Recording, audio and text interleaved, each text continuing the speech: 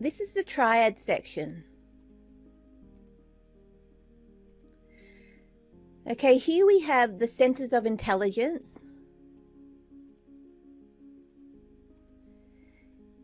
These ones here are called the Hornbien points. These red triads are called the harmonics. So over here we have the centers of intelligence. The Enneagram acknowledges 3 centers of intelligence. We have the head, the heart, and the gut. In other words, we have 3 brains. It's also been found in science by Robert Cooper that we actually do have 3 brains. We have the instinctual root brain, the emotional limbic system brain, and the cerebral cortex thinking brain. In the head center, our mental faculties allow us to know through logic, reason, and imagination and analysis. With the heart center, our heart center knows through mood, tone, feeling, while our gut and body center knows through kinesthetic, working with instinct and physical sensation. So we have all 3 ways of knowing, but each Enneagram type or Enneagram style leads with one of these 3 centers. Ideally, we want to access all 3 centers. It's important not to segment to centers, but have each in dynamic relationship with the other 2. If we operate only from one center, that means we are asleep to many other facets of life. So when we are open to all 3 ways of knowing, the heart, gut, and head way, there is fluidity among these centers, and we have increased wisdom and intuition. Our lives are more balanced when we use these 3 brains in harmony. So with this example, I'm just going to focus in on one of the centers of intelligence, which is the gut center. And this is the zone of Enneagram types 8, 9, and 1. Predominantly, Enneagram types 8, 9, and 1 reside with the gut instinct or the instinctual gut center. So the gut triad is very instinctual, with an emphasis on vitality and life force. So here we have a summary of how each one of these Enneagram types, 8, 9, and 1, rely on the instinctual gut center. So I won't read all through that, but it's all here on the silver level Enneagram map. So you can get this silver level Enneagram map on the links below this video. So now I'm just zooming out, and here you can see we have the head center over here on the left hand side, the heart center on the right hand side, and up the top is the instinctual gut center. So now I'm just going to zoom out, and I'm going to go down to the harmonics. So these triads here, these triangles, are the harmonic triangles, also called the 3 harmonic groups. The harmonic groups are useful for transformational work because they indicate how each person copes when they do not get what they want, as indicated by the center that they are in. The harmonic groups are important because they reveal the fundamental way that our personality defends against loss and disappointment. Even though there are no lines that connect them in the Enneagram symbol, there are common themes and issues that unite these types.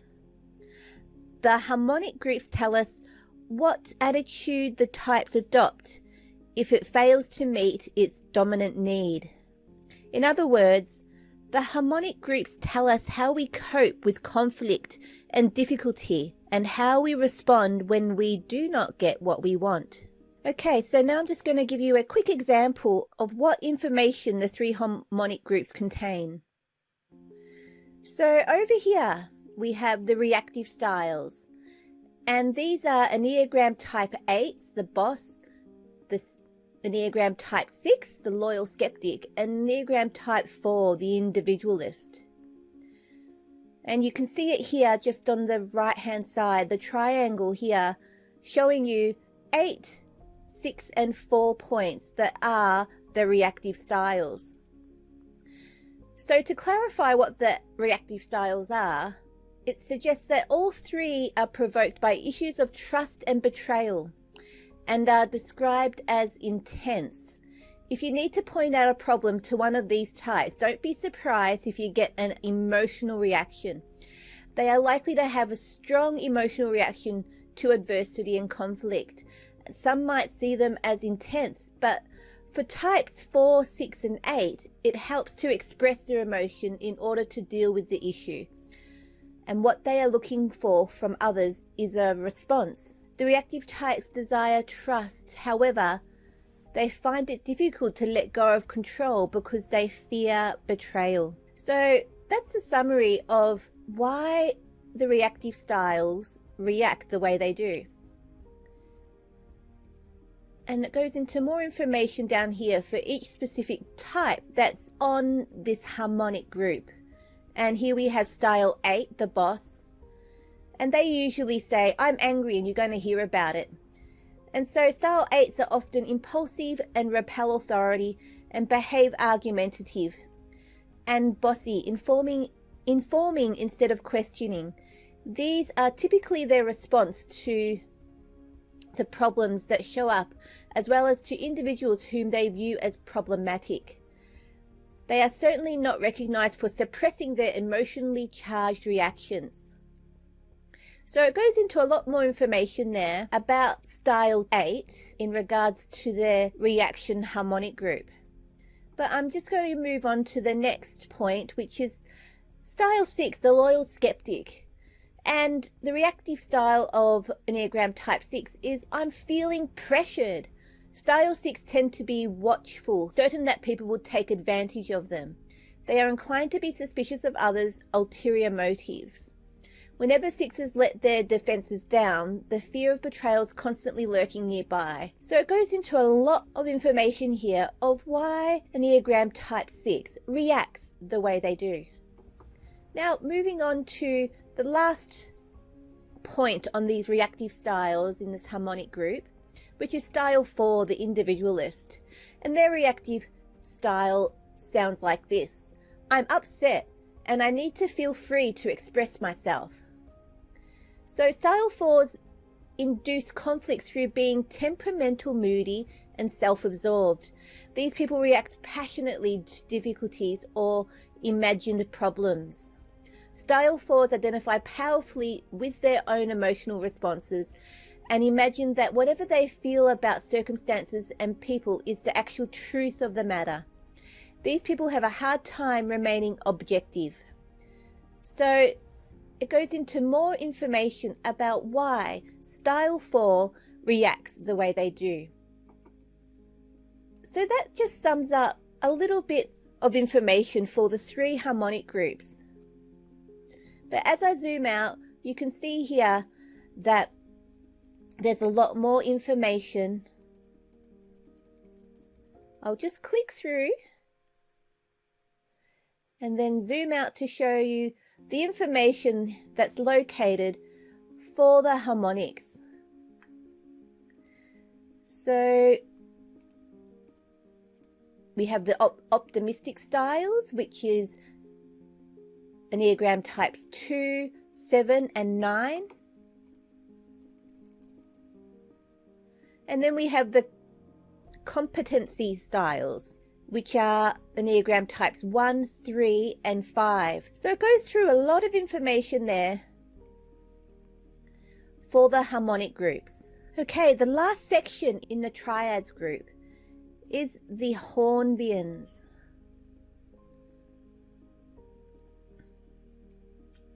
These are the Hornbien triangles. So we have the 3 Hornbien groups. You have seen that each style resides in one of the centers of intelligence that we went through before. And these centers are the head thinking center, the heart feeling center, and the gut instinctual center. These centers become unbalanced in a particular way. Discovered by Karen Horney, who was the first one to notice the imbalance of the centers. So Karen Horney, a psychiatrist who develops Freud's work by identifying 3 fundamental ways in which people attempt to solve internal conflict, and she named it the Hornbien Groups. So we could also say that the Hornbien groups indicate the social style of each type. So each of the Hornbien groups has an intrinsic sense of self in relation to other people. Recognizing and understanding the untruth of this sense of self can be extremely valuable for seeing through some of the major features of our ego fixations, of our particular Enneagram types fixation that we get caught up in. Identifying our Hornbien group can help us untangle these fixations. So each Enneagram style is balanced to favor one of the centers over the other two, and a second center will support the primary center, and the third center tends to be underused. So there are three Hornbien groups. They are the withdrawn, the assertive, and the dutiful group. The assertive types insist or demand that they get what they want. The withdrawn types withdraw or move away from engagement to get what they want. And the dutiful types earn or do what is expected of them or required of them to get what they want. So I'm just going to give you a little brief run through into one of these Hornbien groups, which will be the assertive group.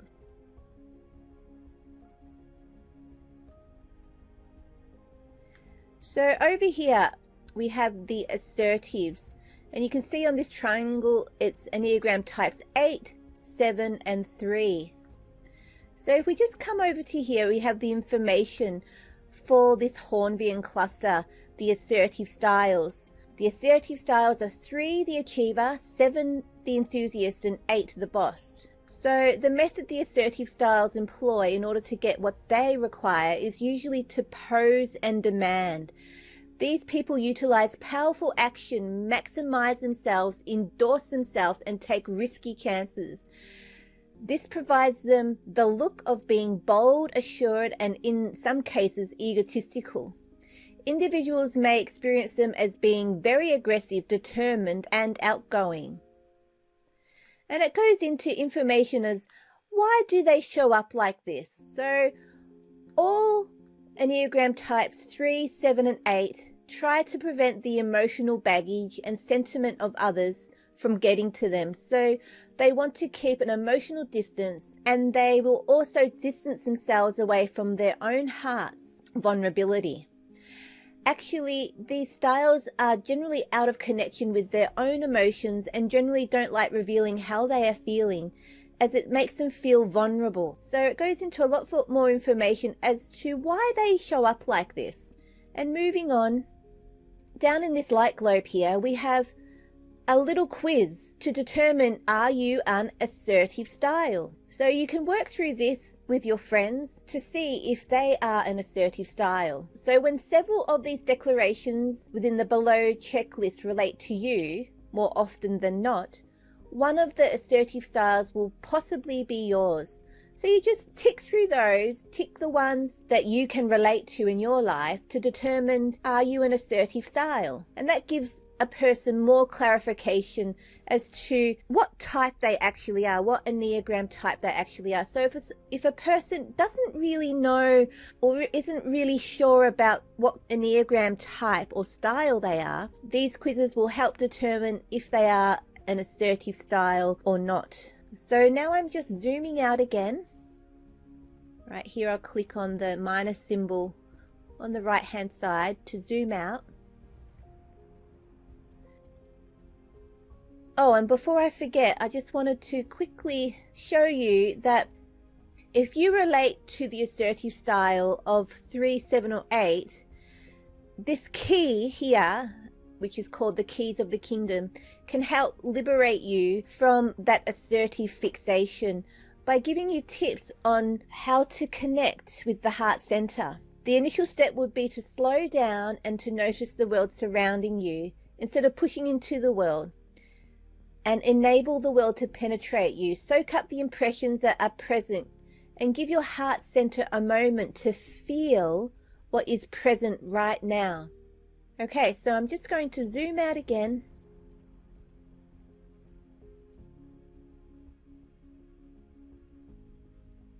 And it just goes into more information here about how do the assertive Hornbien styles sync with the three centers of intelligence. So the assertive Hornbien styles either deny their feelings or are not connected with their feelings. They mainly utilize the action gut instinctual center with the thinking head center of the three centers of intelligence. So it just goes into what it looks like for the assertive styles when they are only connected to the head and gut centers. Okay, zooming out again. Okay, so that sums up the triad section of this silver Enneagram map. We've been through the centers of intelligence, the harmonic groups, and the Hornbien groups. So this silver level Enneagram map is highly informative and highly detailed with information, videos, and illustrations. And all the information is just a click away to zoom in and click at your fingertips. So for instance, if you just wanted to focus on the wings, you could simply just click on and zoom in to your chosen Enneagram type and its wings. So here we have type 1 with the 9 wing. And zooming back out, you can scroll out using the scroll button on your mouse. You can go over to the triads and find out the information related to the triads. This is the centers of intelligence here. We can move down to the Hornbien types.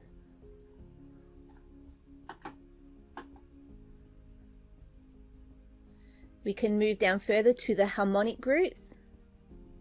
We can zoom out back out to home screen and go over to the arrow movements very quickly. So with this silver level Enneagram map, we have looked further into the functions and patterns of the Enneagram. And this sacred Enneagram is a sacred geometrical tool which unites the mind and the heart, spirit and matter, science and spirituality.